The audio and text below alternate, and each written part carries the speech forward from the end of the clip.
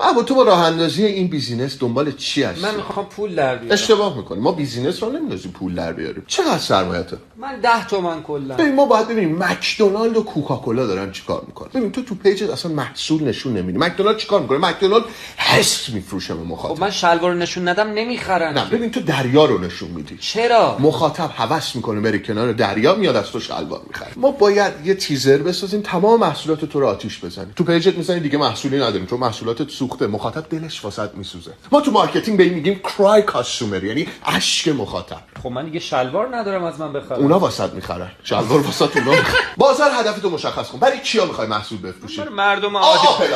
پلاس. من یه ادمین میخوام، مایی 2-3 تومن بهش بدم واسه من دایرکت جواب بده. استیو جابز چیکار میکرد؟ استیو جابز مکینتاش رو داشت طراحی میکرد، تو اوبر هم کار میکرد. اوبر نبود اون موقع. نه اوبر بود، ما نمیدیدیم. به این میگم بلایند کاستومر. من یه شلوار میخوام.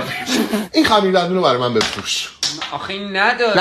آخه نداره. باید بفروشیش. خب نداره. این یعنی لوزری. یعنی کارفرمای بازنده. خب چیزی نداره. جلسه بعدی میبینم.